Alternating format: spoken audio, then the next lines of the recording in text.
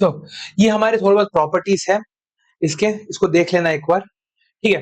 Next आता है हमारा magnetic properties. On applying a magnetic field to a substance, two types of magnetic behavior are observed as diamagnetism and paramagnetism. इससे पहले भी मैं तुमको ये सिखा चुका हूं। पैरामैग्नेटिज्म और डायमैग्नेटिज्म होता क्या है। डायमैग्नेटिज्म मतलब जो तुम्हारे मैग्नेटिक फील्ड को बिल्कुल अंदर आने ना दे, उसको डायमैग्नेटिक बोलते हैं। पैरामैग्नेटिक कौन होता है, जो अपने अंदर के थ्रू मैग्नेटिक फील्ड को अलाउ करे, उसको पैरामैग्नेट बोलते हैं। सो the former substances are repelled by the applied fields, whereas the latter ones are slightly attracted. तो तुम्हारा पैरामैग्नेटिक मटेरियल्स जो होते हैं वो क्या करते हैं, they allow the flow of magnetic field through them, whereas dimagnets block. Now transition metals have one or more unpaired electrons, so they are paramagnetic in nature. जितने भी तुम्हारे ये डी ब्लॉक एलिमेंट्स है, ठीक है, हाँ, उन सबके पास एक पैरामैग्नेटिक बिहेवियर होता है, क्योंकि उनके पास एटलीस्ट एक अनपेयर इलेक्ट्रॉन तो होता ही है, accept in the case of zinc, cadmium and mercury. क्यों? क्योंकि जिंक, कैडमियम और मरकरी की खासियत क्या है, वो क्या कर सकते हैं, they have completely filled D orbitals, तो वो पैरामैग्नेटिज्म शो नहीं करेंगे। पैरामैग्नेटिज्म सिर्फ वो मेटल्स शो करते हैं जिनके पास क्या होता है, जिनके पास एक अनपेयर्ड इलेक्ट्रॉन मौजूद रहता है, ठीक है। अनपेयर्ड इलेक्ट्रॉन एक तो होना चाहिए पैरामैग्नेटिज्म के लिए। So they are paramagnetic in nature.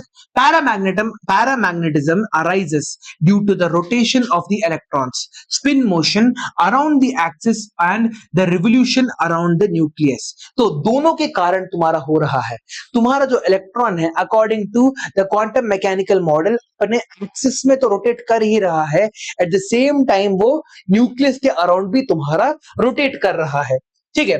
As the number of unpaired electrons increases, paramagnetism increases. जितना ज्यादा unpaired electrons बढ़ेगा, उतना ही ज्यादा पैरामैग्नेटिक बिहेवियर बढ़ेगा। तो हमारे सारे के सारे मेटल्स में सबसे ज्यादा पैरामैग्नेटिक बिहेवियर किसका होगा, बताओ। सबसे ज्यादा पैरामैग्नेटिक बिहेवियर किसका होगा, Mn2 प्लस का। देखो Mn2 प्लस का क्या है, तुम्हारे पास क्या है 5.96, 5.92, ठीक है। सो सबसे ज्यादा, क्योंकि 5 अलग अलग इलेक्ट्रॉन्स है उसके आउटर शेल में। इसके बाद तुम्हारा क्रोमियम है, क्रोमियम के पास तुम्हारा अनपेयर्ड इलेक्ट्रॉन्स क्या है, उसके पास तो 4s1 3d5 है तुम्हारे पास, ठीक है। But in calculation values of magnetic behavior, the contribution of orbital magnetic moment has been neglected. Thus, they differ slightly from the observed values. तो observed values क्या है, जो हम लोगों ने एक्सपेरिमेंट के थ्रू करके देखा और हमें पता चला कि ये है इसका पैरामैग्नेटिक बिहेवियर, मगर जो एक्चुअल कैलकुलेटेड वैल्यूज है वो हमेशा थोड़ी बहुत कम होती है, कम से तुम्हारा ज्यादा जा रहा है, ठीक है। आगे बढ़ते हैं। नाउ एक सेकंड रुको। Those transition elements which have unpaired electrons, which have paired electrons, are diamagnetic.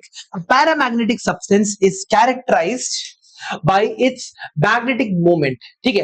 Magnetic movement से उसका कैरेक्टराइजेशन होता है, ठीक है। एक सेकंड रुको। हाँ, by its magnetic movement which is calculated by the spin only formula. So magnetic movement का फॉर्मूला क्या होता है, root under n into n plus 1 bm, where n is the number of unpaired electrons and bm is the Bohr magnetron. The unit of a magnetron is how much, 9.27 into 10 to the power minus 24 am square, ampere metre square, या फिर तुम्हारा joules upon tesla. Magnetic moment increases with the increase in the number of unpaired electrons. Substances which are attracted very strongly by magnetic fields and their domains are aligned in one direction are called ferromagnets. Substances such as iron, cobalt and nickel. In fact, ferromagnetism is an extreme form of paramagnetism. ठीक है, तुम्हारा जो ferromagnet होता है iron, cobalt और निकल, ठीक है, ये तुम्हारे फेरोमैग्नेट्स होते हैं। दैट मींस पैरामैग्नेट्स क्या कर रहे हैं, ये थोड़ा बहुत मैग्नेटिक फील्ड को उनके थ्रू अलाउ कर रहे हैं। फेरोमैग्नेट्स तो क्या कर रहे हैं, जो भी मैग्नेटिक फील्ड है उन सबको अपनी तरफ खींच के दे आर ट्राइंग टू, इसलिए हम लोग क्या करते हैं, जो भी हमारा गैल्वेनोमीटर याद है, हाँ, गैल्वेनोमीटर के अंदर हम लोग जो दो मैग्नेटिक फील्ड के अंदर क्या रखते थे बीच में, व्हाट वाज इट, हाँ, एक कौन सा, एक सॉफ्ट आयरन कोर को रखा जाता है ताकि तुम्हारा सारा का सारा मैग्नेटिक फील्ड उस आयरन कोर के थ्रू ही जाए। ठीक है, आयरन के पास ये खासियत रहती है कि वो सारा का सारा जो मैग्नेटिक फील्ड है अपने थ्रू अलाउ करा सकता है। ठीक है, calculate the magnetic moment of a divalent, ठीक है, यहां पे divalent ion in an aqueous solution FeH2O6 2+ if the atomic number of Fe is 26। now atomic number of iron अगर 26 है तो मेरे को कोई बता सकता है उसके पास कितने अनपेयर्ड इलेक्ट्रॉन्स होंगे? बताओ कितने अनपेयर्ड इलेक्ट्रॉन्स होंगे उसके पास? हाँ, 4 अनपेयर्ड इलेक्ट्रॉन्स है, तो इसके फॉर्मूला में डाल दो root under n into n plus 2, so 4 into 4 plus 2, 4 6 24, root 24 तुम्हारा, ठीक है, रूट 24 क्या हो जाएगा, 8 3 24, दैट इज सॉरी 2 रूट 6 है ना, 2 रूट 6 हो जाएगा तुम्हारे पास। सो तुम्हारा ये तुम्हारा कैलकुलेटेड मैग्नेटिक मूवमेंट नजर आ रहा है। बीएम क्या होता है, बोर्स मैग्नेट्रॉन। तो तुम्हारा एक एमसीक्यू क्वेश्चन निकल के आ सकता है जहां पे वो तुमसे बोलेंगे कि एक एलिमेंट है उसका मेरे को मैग्नेटिक फील्ड बताओ कितना होगा करके। ठीक है, नाउ यहां पे एक और चीज जो है जो तुम्हें याद रखनी है, FeH2O6 2+ जो है, FeH2O6 2+ के अंदर तुम्हारा जो H2O मॉलिक्यूल होता है, अगेन कंट्रोल ये कोऑर्डिनेशन कंपाउंड सीखने के बाद अगर यहां पे आते तो ज्यादा अच्छा होता। ठीक है, यहां पे क्या हो रहा है, तुम्हारे पास जो H2O होता है वो एक न्यूट्रल लिगेंड कहलाता है। न्यूट्रल लिगेंड मतलब उसके ऊपर कोई चार्ज नहीं होता है। ठीक है, अमोनिया भी तुम्हारा एक न्यूट्रल लिगेंड होता है। सो H2O जो है it is a neutral ligand. ठीक है, कुछ भी प्रोवाइड नहीं कर रहा है। नाउ यहां पे क्या हो रहा है, that means FeH2O6 the whole raise to the power 2+, ये पूरा का पूरा 2+ जो चार्ज है वो किसके ऊपर आएगा, आयरन के ऊपर आएगा। It the whole charge will fall on to iron. ठीक है, नाउ आयरन के ऊपर ये चार्ज आ गया तो हमें पता है कि Fe का इलेक्ट्रॉनिक कॉन्फ़िगरेशन क्या है, 4s2 3d6। तो अगर तुम्हें 2 इलेक्ट्रॉन खोना है तो कहां से खोगे, you will lose it from the outermost valence shell से ही खोगे। तो ये तुम्हारे 2 इलेक्ट्रॉन्स खो चुके हैं। ठीक है, both these 2 electrons have gone. So तुम्हारे पास क्या बचा है, सिर्फ 3d6 बचा है। सो यहां पे क्या देखने को मिल रहा है, you are having 4 unpaired electrons, 4 अलग अलग अनपेयर्ड इलेक्ट्रॉन्स है तुम्हारे पास।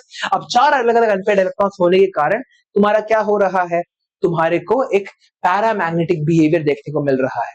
You are able to observe a paramagnetic behaviour. समझ में आ गया, आगे बढ़ते हैं। नाउ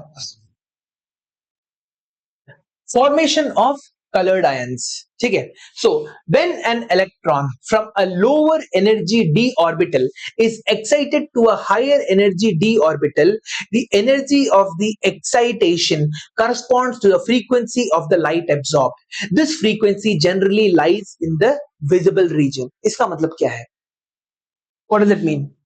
ये तुम्हारा स्ट्रक्चर ऑफ एटम से स्ट्रेट उठाया गया है। ठीक है, जब भी तुम्हारा जो इलेक्ट्रॉन होता है वो एक्साइट होके ऊपर जाता है, वो एक्साइट कब होता है, when does an electron get excited, नहीं, अगर वो एनर्जी अब्सॉर्ब करता है, जस्ट हीट मत बोलो, वो एक एनर्जी अब्सॉर्ब कर रहा है।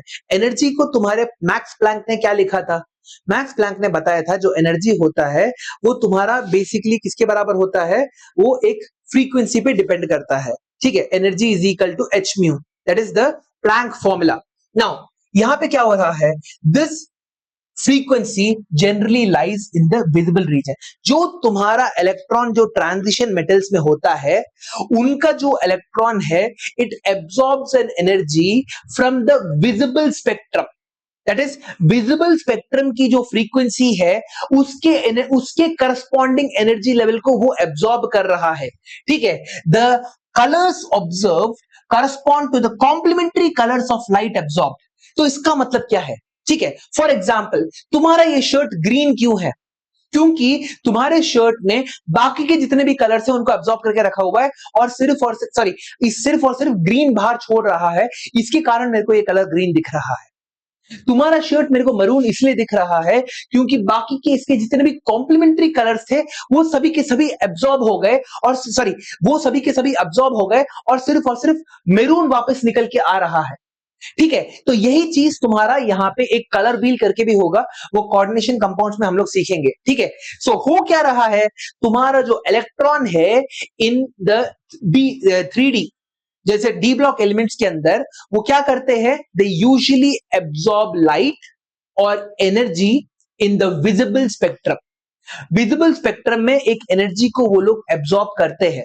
तो जो लाइट को उन्होंने एब्जॉर्ब किया उसके बाद जो भी बचा वो उनका कलर कहलाता है। समझ में नहीं, ये समझ में आ रहा है ये वाला कॉन्सेप्ट? ठीक है, अगर तुम्हें ग्रीन कलर बाहर भेजना है तो ग्रीन के ऑपोजिट जितने भी कलर्स हैं उन सबको तुम्हें एब्जॉर्ब करना पड़ेगा, तभी ग्रीन बाहर निकल के आएगा तुम्हारा। ठीक है, सो फिर से पढ़ रहा हूं, the colours observed corresponds to the complementary colours of light observed. For example, the cupric salts are bluish green due to the absorption of red light. Red light की जो एनर्जी है, रेड लाइट से corresponding जो energy निकल के आ रही है उसको तुम्हारा जो कुप्रम है वो क्या कर रहा है, एब्जॉर्ब कर रहा है। अगर वो उसको एब्जॉर्ब करेगा तो तुम्हारे पास कौन सी लाइट बाहर निकल के आएगी, रेड को एब्जॉर्ब किया, रेड के बाहर कौन है, रेड के एग्जैक्टली ऑपोजिट कौन है तुम्हारा, यहां पे रेड को एब्जॉर्ब किया तो ब्लूइश ग्रीन कलर तुम्हारा बाहर निकल के आ रहा है। That is why you have a bluish green colour. The frequency of light absorbed is determined by the nature of the ligand. कितना तुम्हारा लिगेंड अपने, देखो सी अगेन मैं बोल रहा हूं, लिगेंड्स क्या करते हैं, लिगेंड्स आर दोज पैसेंजर्स तुम्हारे जो बस में है, तुम्हारा जो सेंट्रल एटम के जो बस में जो बैठे तुम्हारे पैसेंजर्स है उन्हीं को हम लोग लिगेंड्स कहते हैं। जब तुम्हारा लिगेंड जो है एक कोऑर्डिनेट क्या बोलते हैं डी ब्लॉक एलिमेंट में जाके घुसता है, वो क्या करता है, डी ऑर्बिटल को तोड़ देता है, दो अलग अलग भागों में डी ऑर्बिटल को तोड़ देता है। उसके बेसिस पे हमारा क्या होता है, एनर्जी लेवल हमारी काउंट होती है। ठीक है, सो अब क्या हो रहा है, the most of the compounds of transition metals are colored due to dd transitions. Now again ये भी कोऑर्डिनेशन इसका ही होता है। लिगेंड क्या कर रहा है, देखो तुम्हारे पास एक डी ब्लॉक के अंदर, डी ऑर्बिटल के अंदर कितने तुम्हारे, और डी सबशेल के अंदर कितने ऑर्बिटल्स होंगे, 5। उनके नाम क्या क्या है, dxy, dyz, dxz, dx square minus Y square और dz स्क्वायर। अब तुम्हारा क्या हो रहा है, लिगेंड आ रहा है, एक लिगेंड आके तुम्हारा इस डी ऑर्बिटल को दो भागों में तोड़ रहा है, dxy, dyz और dxz, इसी को हम लोग बोलते हैं T2G। तुम लोगों ने 2-3 बार यहां पे सुना होगा T2G करके, T2G बोला जाता है उसे। और तुम्हारा जो नीचे का जो ग्रुप होता है इसको हम लोग क्या बोलते हैं, EG। ठीक है, T2G EG। सो कभी कभी T2G ऊपर होता है और EG नीचे होता है, कभी कभी तुम्हारा EG ऊपर होता है, T2G नीचे होता है। ठीक है, ये सब कुछ तुम्हारा। नाउ अब हो क्या रहा है, एक इलेक्ट्रॉन तुम्हारा नीचे से ऊपर की तरफ D से D के पास ही जा रहा है, दैट इज dxy, dyz और dxz से तुम्हारा dx square minus Y square और dz स्क्वायर के पास जा रहा है। दैट इज एक इलेक्ट्रॉन एक ही सबशेल के एक ऑर्बिटल से दूसरे ऑर्बिटल के ऊपर जंप कर रहा है। ठीक है, हाँ प्लीज इसको धीरे धीरे इसको ऑब्जॉर्व करने की कोशिश करो।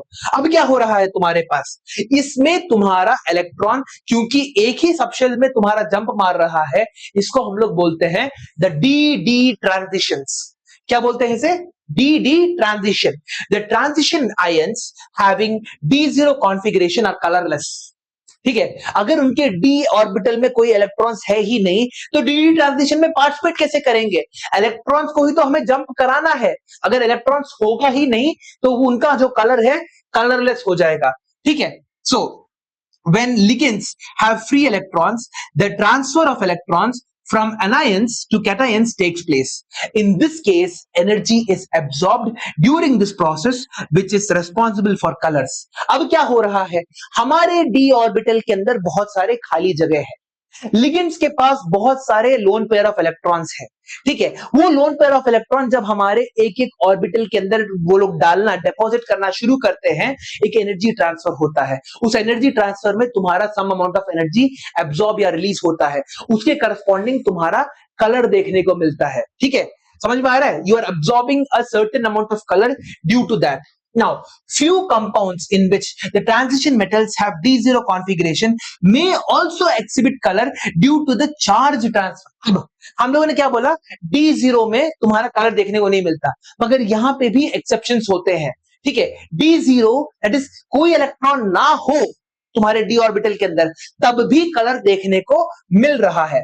Few compounds in which the transition metals have D0 configuration may also exhibit colors due to the charge transfer. CrO3 has D0 configuration of chromium and shows orange color due to the charge transfer होना, ठीक है। तुम्हारा charge transfer कहां से कहां पे हो रहा है? तुम्हारा इलेक्ट्रॉन क्रोमियम से ऑक्सीजन के पास जा रहा है। It is a transfer of charge is taking place, ठीक है। आगे बढ़ते हैं। Now formation of complex compounds, यही पहले ये चैप्टर ना पहले तुम्हारा कोऑर्डिनेशन कंपाउंड्स होना चाहिए। एक्चुअली तुम्हारी भी गलती नहीं है, ठीक है। इससे पहले तुम्हारा एस और पी तुम्हारा पढ़ना चाहिए था, फिर सॉलिड स्टेट्स पढ़ना चाहिए था, फिर उसके बाद यहां पे आना चाहिए था, ठीक है।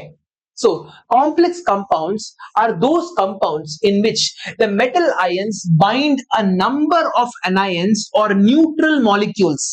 अभी याद आ रहा है H2O और अमोनिया न्यूट्रल लिगेंड्स हो गए तुम्हारा, जो बेसिकली यहाँ पे व्हाट डू यू से न्यूट्रल मॉलिक्यूल्स और एनायंस, क्लोरीन माइनस, ठीक है। क्लोरीन हो गया तुम्हारा, फ्लोरीन हो गया, ऐसे ऑक्सीजन हो गया, ये सारे के सारे तुम्हारे एनायंस है। तो तुम्हारे पास क्या हो रहा है, इन एक सेंट्रल एटम के अंदर ये तुम्हारा एक इलेक्ट्रॉन ट्रांसफर हो रहा है, ठीक है। The transition metals form a large variety of complex compounds, that is FeCN6 3-, FeCN6 4-, platinum PtClO, platinum chloride 2-, and तुम्हारा CuNH3 4 2+. The transition metals form a large number of complex compounds due to the comparatively small size of the metal ions, their high charge densities and vacant d orbitals for the formation of bonds, ठीक है। सो इनके पास transition metals के पास d orbitals के अंदर खाली जगह होती है। तुम्हारे जो एनायंस है वो अपने साथ लोन पेयर ऑफ इलेक्ट्रॉन्स को लेके आ रहे हैं, और ये loan pair of electrons directly coordinate bond के थ्रू ट्रांसफर कर देते हैं। कोऑर्डिनेट बॉन्ड क्या होता है? जब तुम्हारा एक lone pair of electron directly तुम्हारा ट्रांसफर हो जाता है, तब हमें क्या मिलता है? We get to have the coordinate bond, ठीक है।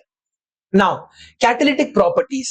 Many transition metals and their compounds are used as catalysts. Their catalytic activity is due to their ability to adopt multiple oxidation states and form complexes. Transition metals, because of their variable valencies, sometimes form unstable intermediate compounds and provide a new pathway with lower activation energy for the reaction. So, catalyst का chemical kinetics से याद रखो, chemical kinetics क्या बोलता है? तुम्हारा जो activation energy करके जो पहाड़ होता है, उसी को वो कम कर देता है ना। तुम्हें जितनी एनर्जी की जरूरत पड़ती है तुम्हारे रिएक्शन को आगे बढ़ने के लिए, वो एनर्जी तुम्हारी कम हो जाती है बाय यूजिंग अ कैटलिस्ट। अब व्हाट इज मेकिंग दिस, तुम्हारे ये जो डी ब्लॉक एलिमेंट्स, इन लोगों को इतना ज्यादा कैटालिटिक प्रूफ बनाने के लिए कौन सी चीज काम कर रही है? उनकी वेरिएबल ऑक्सीडेशन स्टेट्स। उनके पास इतने ज्यादा ऑक्सीडेशन स्टेट्स है कि ये क्या कर पा रहे हैं? They are able to form unstable. देखो ऑक्सीडेशन स्टेट के कारण क्या हो रहा है, बस ऐसे ऐसे करके पकड़ के रखे हुए हैं, ठीक है।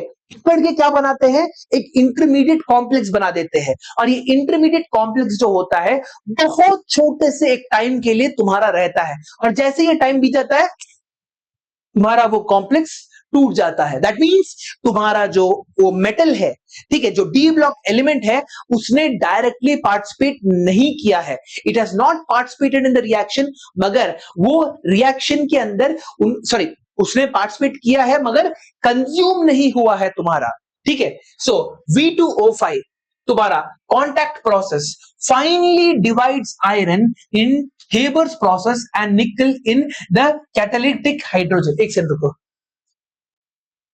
अगला। सो क्या हो रहा है हमारे पास, B2O5 finally divided iron, iron का पाउडर, ठीक है, ग्राउंडेड आयरन का जो पाउडर होता है वो भी एक कैटलिस्ट की तरह काम करता है। हेबर्स प्रोसेस क्या होता है, तो याद होना चाहिए Haber's process. What is Haber's process? Formation of ammonia, याद नहीं है तुम लोगों का बेबी, ठीक है। एंड निकल इन कैटालिटिक हाइड्रोजनेशन, हाइड्रोजनेशन क्या होता है ये तो बता दो।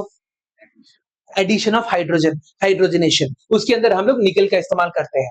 Catalyst at a solid surface involve the bond formation between the reactant molecules and atoms of the surface of the catalyst। तो क्या हो रहा है, ठीक है, हाँ, तुम्हारा एक मॉलिक्यूल इसको ऐसे पकड़ लिया, दूसरे मॉलिक्यूल को ऐसे पकड़ लिया और दोनों को करीब लेके आ गया। सो एक सरफेस प्रोवाइड कर रहा है तुम्हारा कैटलिस्ट, इसी को हम लोग बोलते हैं surface contact, contact process. That means literally दोनों को ऐसे पकड़ के रख लिया और क्या कर रहा है, रिएक्ट कराने की कोशिश कर रहा है। Now during conversion of SO2 to SO3, so B2O5 catalyzes the oxidation of SO2 to SO3. During conversion of SO2 to SO3, B2O5 absorbs SO2 molecule on its surface. That means पकड़ के रख चुका है catalyst ने SO2 को, sulphur dioxide को पकड़ के रखा हुआ है on its surface and gives oxygen to it to form SO3 and V2O4. V2O4 then reacts with oxygen to form V2O5. Similarly, तो क्या कहता है तुम्हारे पास, V2O5 ऐड किया, थोड़े टाइम के लिए वो V2O4 बना, वापस वो V2O5 बन चुका है, ठीक है। तो इस तरह से तुम्हारा कैटलिस्ट जो है कंज्यूम नहीं हो रहा है।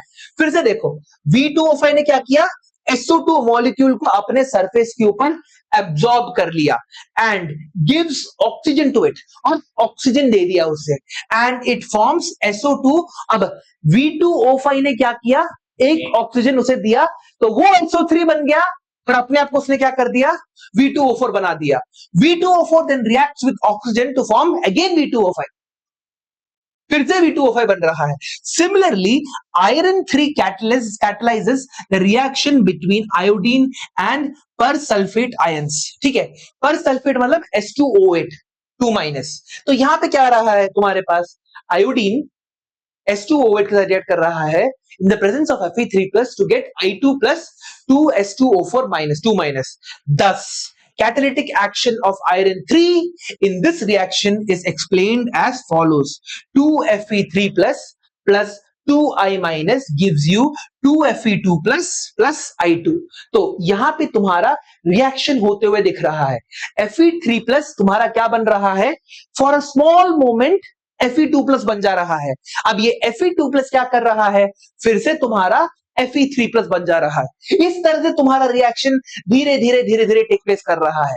दैट मींस उसने क्या किया, आयरन ने एक इलेक्ट्रॉन एक्स्ट्रा ले लिया, इन दोनों से दो दो इलेक्ट्रॉन से, दो आयरन Fe3+ आयंस ने क्या किया, एक इलेक्ट्रॉन लिया इसने, अपने आप को Fe2+ बना दिया, दूसरे ने एक इलेक्ट्रॉन लिया, उसने अपने आप को Fe2+ बना दिया।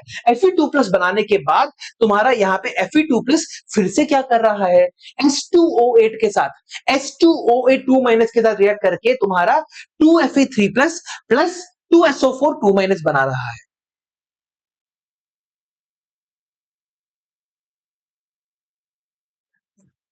मेरा वॉइस जो है बढ़ता जा रहा है, तुम लोग उतने ही ज्यादा शांत होते जा रहे हो, ठीक है। इन रिएक्शंस को याद कर लो प्लीज, ठीक है, किस तरह से हो रहा है।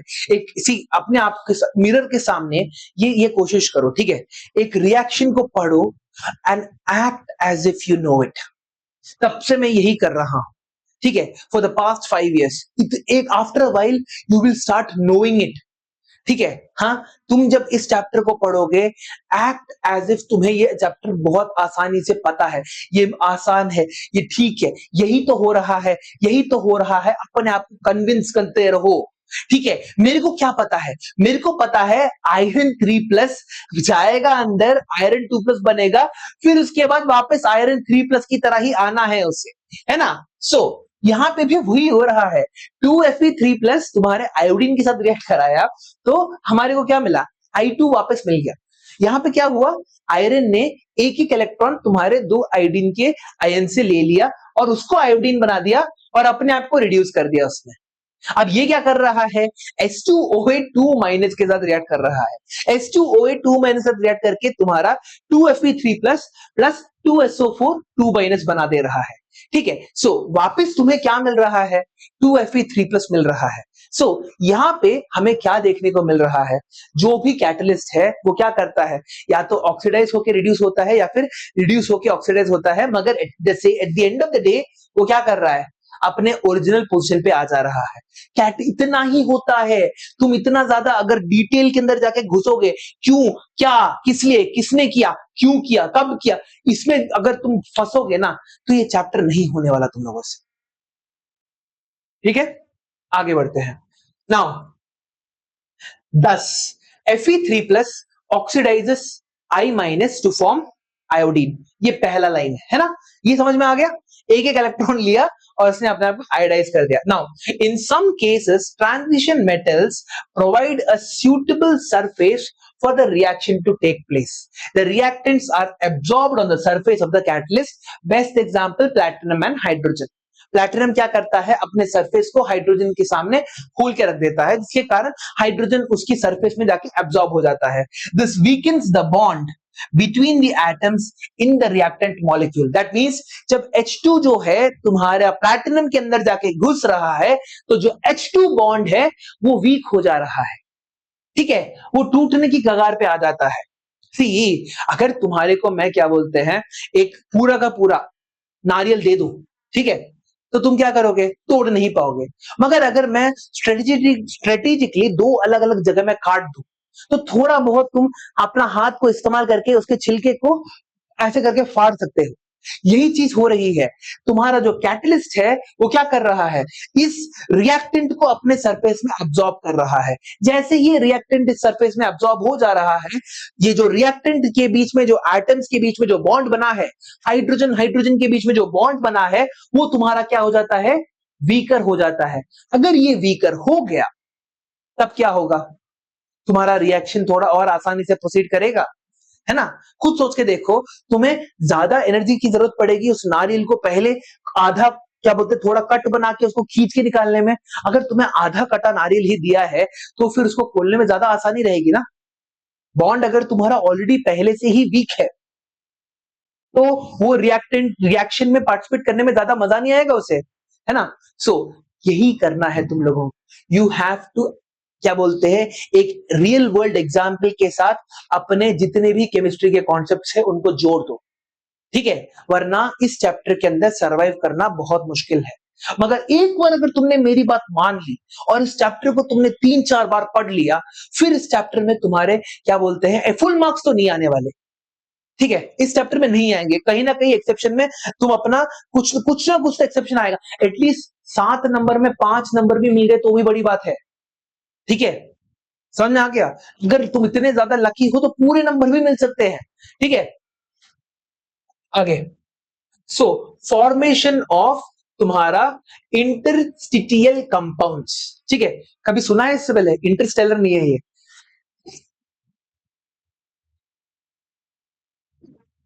So, interstitial compounds are those which are formed when small atoms such as hydrogen, carbon and nitrogen etc. are trapped inside the crystal lattice.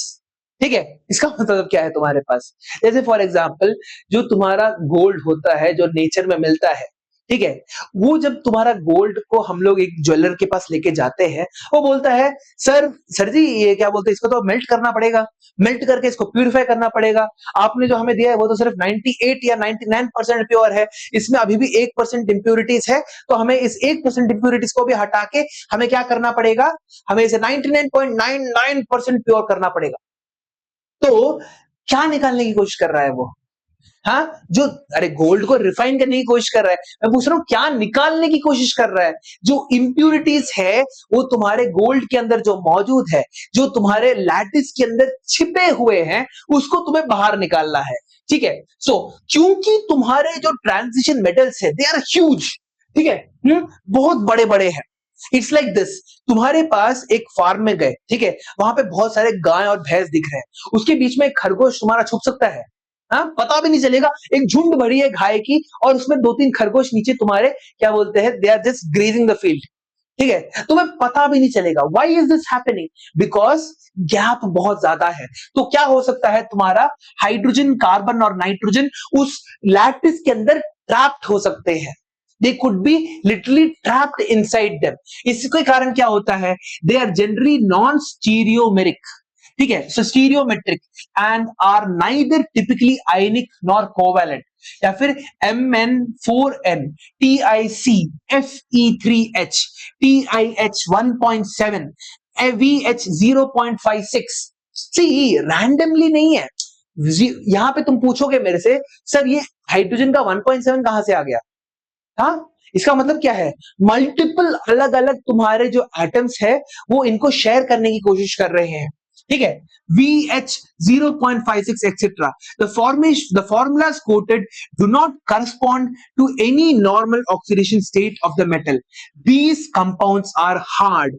Some क्या बोलते हैं, boroids are as hard as diamond, chemically inert metallic conductors and have high melting points than those of pure metals. Pure metals से भी ज्यादा, तुमने देखा होगा ये reinforced steel है ना, नॉर्मल आयरन जो होता है बहुत ज्यादा वीक होता है, मगर उसके अंदर स्ट्रेटेजिकली हम लोग क्या डालते हैं, what do we put it in, थोड़ा सा कार्बन हम लोग इंट्रोड्यूस करते हैं इनटू इट्स लैटिस, ताकि तुम्हारा जो मेटल है उसकी स्ट्रेंथ बहुत ज्यादा बढ़ जाए। तुम्हारा जो आयरन यूजुअली जो होता है ना, सॉफ्ट आयरन, उसको बोला ही सॉफ्ट आयरन जाता है, क्यों? क्योंकि उसके पास ज्यादा स्ट्रेंथ होता नहीं है, मगर स्टील ही जो है वो पूरे के पूरे हमारे इंफ्रास्ट्रक्चर के लिए रिस्पॉन्सिबल है। स्टेनलेस स्टील, ठीक है, तुम्हारा रीइंफोर्स्ड स्टील, ठीक है, तो उसके अंदर हम लोग क्या कर रहे हैं, ऐसे इंप्यूरिटीज को डालने के कारण उनका स्ट्रेंथ, उनका मेल्टिंग पॉइंट, उनका बॉइलिंग पॉइंट, ये सब कुछ बढ़ जा रहा है, ठीक है। और आखिरी है तुम्हारा formation of N alloy. An alloy is a blend of metals prepared by mixing the components. Now, an alloy is a homogeneous solid solution. है ना, अलॉयज के अंदर क्या होता है, अलॉयज का कोई एग्जांपल दो, ब्रास और ब्रॉन्ज, ठीक है, brass and bronze are examples of alloys, ठीक है। नाउ ब्रास और ब्रॉन्ज बनते कैसे हैं, कॉपर जिंक, कॉपर टिन, ठीक है। Now N alloy is a homogeneous solid solution. Atoms of transition metals, due to similar size, can mutually substitute the position in the crystal lattice in the molten state and are miscible with each other, forming alloys. That is, दोनों के दोनों, because they have the same radii, they have the same atomic size, वो एक दूसरे के lattice में क्या कर सकते हैं, इंटरचेंजेबली रह सकते हैं, ठीक है। alloys are generally hard, resistant to corrosion and have high melting point, बहुत ज्यादा melting point होता है उनके पास। now ferrous alloys with chromium, vanadium, tungsten, molybdenum and manganese form varieties of steel which are best of their class. Brass, copper and zinc, and bronze, copper and tin are alloys of transition metals and have considerable industrial importance. ठीक है, जो alloys तुम्हारे, ये class 10th में भी ये line लिखा हुआ है, जो अलॉयज के पास मरकरी होता है उसको हम लोग एमलगम भी बोलते हैं, ठीक है, समझ में आ गया। सो इस तरीके से हमारा जो डी ब्लॉक है ये एक तरह से खत्म हो चुका है, ठीक है। अब एक और तुम्हारा डी ब्लॉक का थोड़ा सा और बचा हुआ है ना, ये डी ब्लॉक का फर्स्ट पार्ट है। डी ब्लॉक के सेकंड पार्ट में important compounds and applications of transition elements, ये हम लोग कल की क्लास में करेंगे, ठीक है। We will do this in tomorrow's class. तो आज की क्लास को हम लोग यहीं पे खत्म करते हैं। आई होप आपको मेरा वीडियो अच्छा लगा होगा।